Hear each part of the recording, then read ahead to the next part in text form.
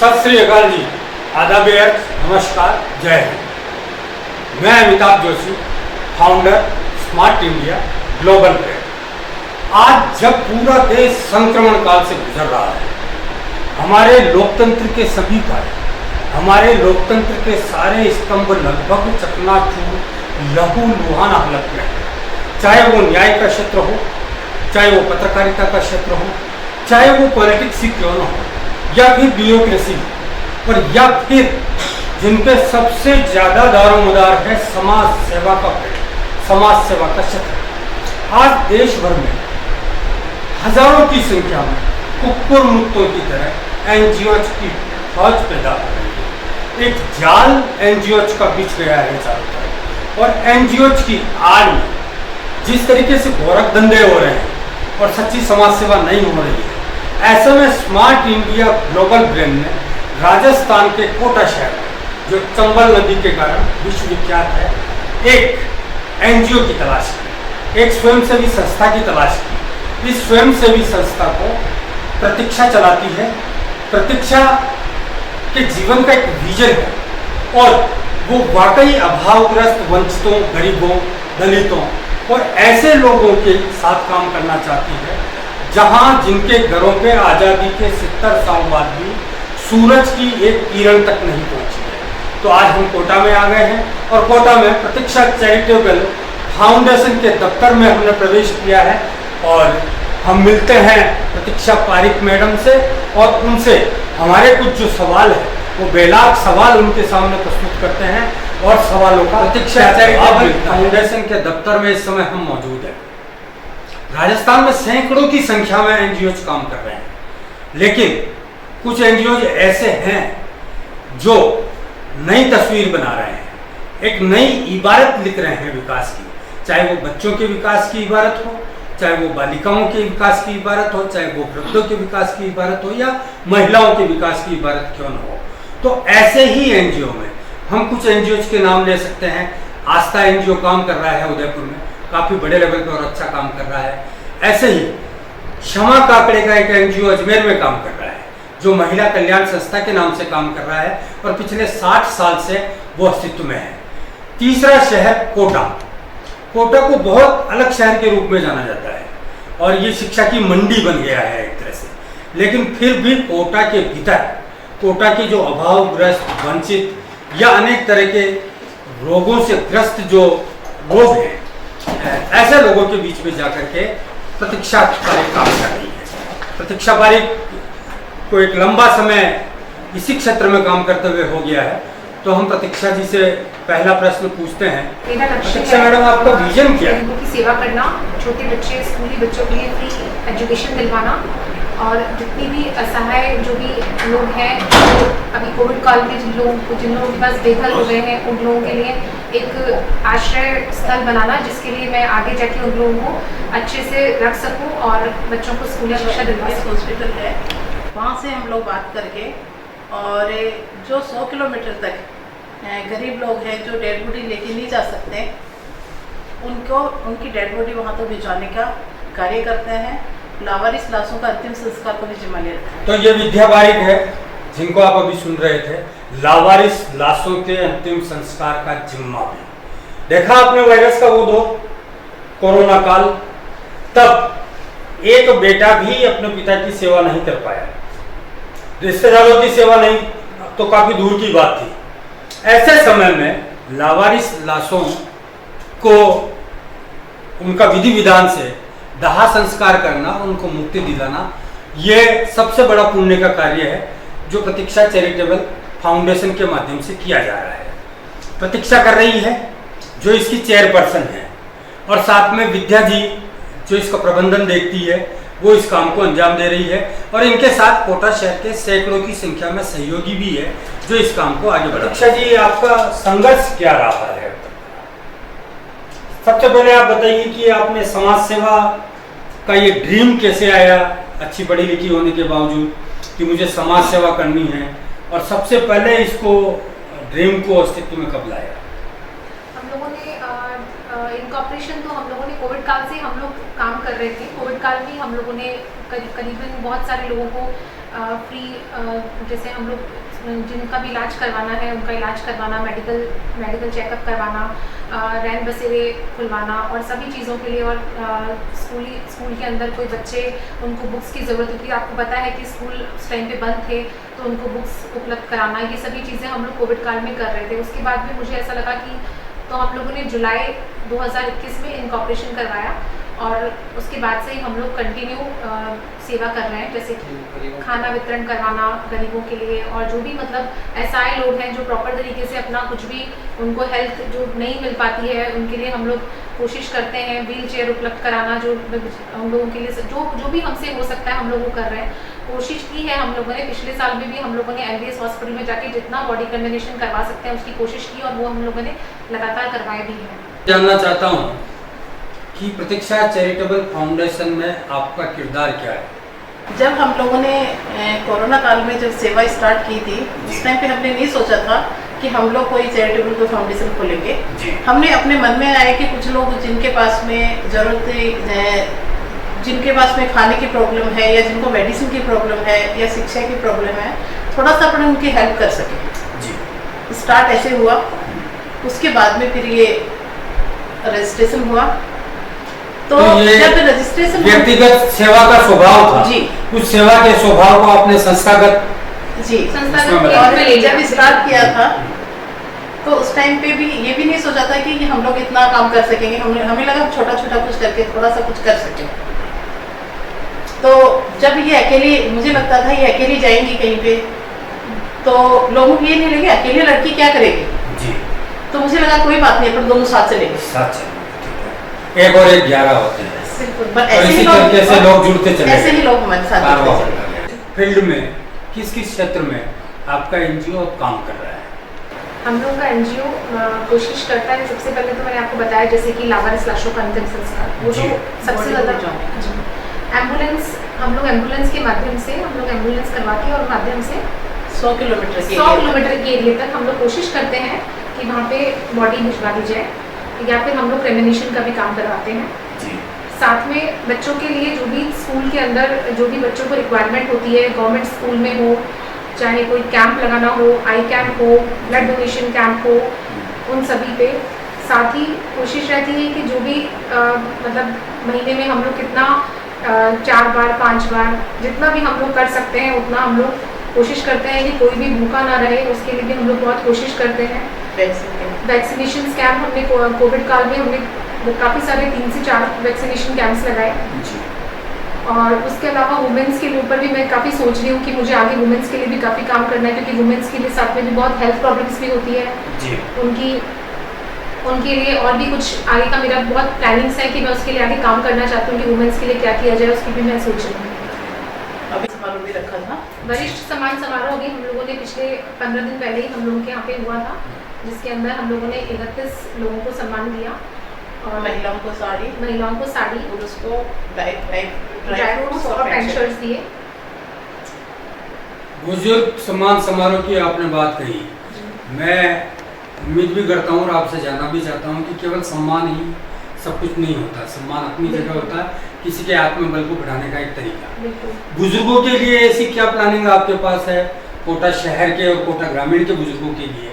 क्योंकि बुजुर्ग परिवार से भी बेदखल होते जा रहे हैं, आज का जो दौर चल रहा है उसमें, तो बुजुर्गों के लिए ऐसी क्या प्लानिंग है जिसको आप अस्तित्व में लाना चाहती है और गवर्नमेंट से उससे इमदाद? सबसे पहले तो हम लोग उनको आत्मबल देना चाहते हैं जी कि बुजुर्ग हो गए तो आप असहाय नहीं है जी। क्या एक मिनट जी। सबसे पहले तो मैं ये कहना चाहती हूँ कि घर में बुजुर्ग को बुजुर्ग नहीं मान करके वो भी आपके परिवार का एक सदस्य है। वो बड़े हो गए इसका मतलब ये नहीं है कि हम उनकी तकलीफों को नहीं सुने, उनके पास में बैठ कर भी उनकी बातें सुने, उनका स्वास्थ्य का ध्यान रखें। ऐसा हर घर में होना चाहिए।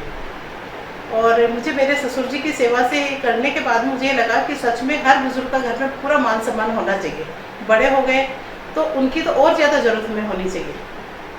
तो हमारी कोशिश ये है कि हर बुजुर्ग को हम आत्मबल दें और उनके पास जाके उनकी ज़रूरत के बारे में पता करके उनकी ज़रूरत जो परिवार वाले उनकी ज़रूरत जो पूरी नहीं कर सके उनके लिए जाकर जो लोग असहाय हैं और जो लोग नहीं रह पा रहे, अलग रह रहे हैं, कोई परेशानी में है, जो बिल्कुल उनकी सिंगल जाकर है, के उन सुन लोगों के- के लिए भी हम लोग अपना एक आश्रय स्थल खोलना चाहते हैं, जिससे कि उनको रख सकें और उनका केयर कर सकें।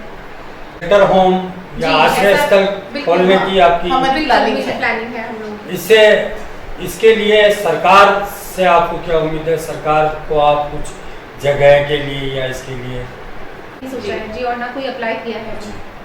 वृद्धजनों और बुजुर्गों की सेवा के लिए जो सरकारी वृद्धजन है जी उनकी पेंशन यदि समय पर नहीं पहुंच पाती है, जी बुजुर्ग पेंशन या विधवावस्था पेंशन, वृद्धावस्था पेंशन, जी इसके लिए भी क्या कोई विशेष एफर्ट्स आपकी तरफ से किए जा रहे हैं? पेंशन का देखिए अभी हम लोगों ने ऐसा सोचा नहीं है, क्योंकि हमारे पास में ऐसा कोई पेंशनर्स तो आए नहीं हैं। तो अभी हम लोगों ने सिर्फ वरिष्ठ सम्मान समारोह जो हम लोगों ने किया था, उसका यही मकसद था कि कोई भी प्रॉब्लम अगर किसी को होती है तो वो हमें आके बताए, तो हम लोग जो भी कोशिश हो सकेगी वो हर संभव मदद करेंगे। इसी विचार से हम लोगों ने वरिष्ठ सम्मान समारोह रखा था। आयाम हो रहे हैं। इससे मेरा मतलब ये है कि ठीक है, आप बुजुर्गों पे और वृद्धों पे उनको राहत देने के लिए काम कर रहे हैं, जी आप महिलाओं के लिए कुछ काम कर रहे हैं जी। या काम करने की आपकी योजनाएं हैं, तो इसमें और ऐसा कौन सा क्षेत्र है? रक्तदान भी आप कर रहे हैं शायद। जी तो बिल्कुल। फोकस आपका किस पे है अभी? आपका पूरा केंद्रीकरण किस पे है? मेरा भी आगे का विचार है कि मैं एक तो आश्रय स्थल खोलूँ जो भी वृद्ध लोग हैं उन लोगों के लिए। दूसरा, स्कूली बच्चों के लिए, जो छोटे बच्चे हैं जिनको प्रॉपर स्कूल नहीं जा पा रहे हैं, जिनको जो भी अभाव है पढ़ाई की, उसमें उनके ऊपर काम करना चाहती हूँ। बस मैं प्रतीक्षा के साथ में हूँ। हम लोग बैठकर भी प्लानिंग करते हैं, आज हमको ये करना है और हम चल पड़ते हैं। समाज सेवा का एक ड्रीम है जिसको लेकर के आप आगे बढ़ रही है, और ऐसे दौर में जब समाज सेवा खुद लहूलुहान है, मैं आपसे प्रतीक्षा जी ये जानना चाहता हूँ कि आपका मोटो उद्देश्य क्या है? मतलब आप किस विषय पे फोकस करके या केंद्रीकरण करके उस पे काम करना चाहती है, और उसी काम को सारे हिंदुस्तान भर में सिलाई आप कर रही मशीन हैं। प्रोवाइड करवाई थी, जी। जिससे वो अपना घर के कामों से फ्री होकर के कुछ काम सिलाई का करके वो अपना आर्थिक रूप से संबल हो सके। सुशील मिश्रा जी हमारे साथ मौजूद है और प्रतीक्षा चैरिटेबल फाउंडेशन के साथ जुड़ करके लंबे समय से काम कर रहे हैं। हम सुशील जी से जानते हैं कि संस्था की क्या गतिविधि है। फाउंडेशन की मैं सहयोग करता हूँ और गतिविधि ये रहेगी, जहाँ पर भी मतलब गरीब असहाय जो हमें मिले उनकी सेवा में जो हम कर सकते थे, हम हमसे जितना भी बल हो सकता था करने की कोशिश की। चाहे सर्दी हो गर्मी हो, इनमें हमने जितना भी उनको सुविधा देना अपनी तरफ से चाहते थे और वो आपको देखते हुए वो हमने किया।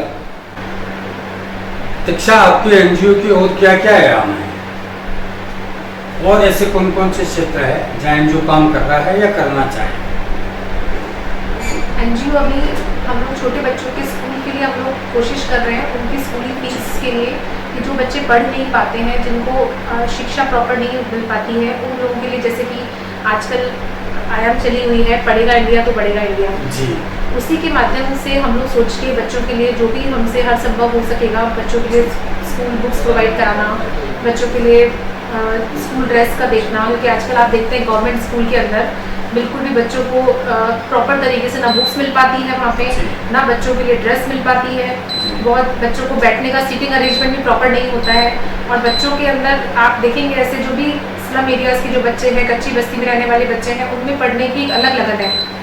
उसको देखते हुए हम लोग कोशिश कर रहे हैं कि बच्चों के लिए कुछ ऐसे स्तर पे काम किया जाए जिसके लिए बच्चे बढ़ेगा इंडिया और बढ़ेगा इंडिया।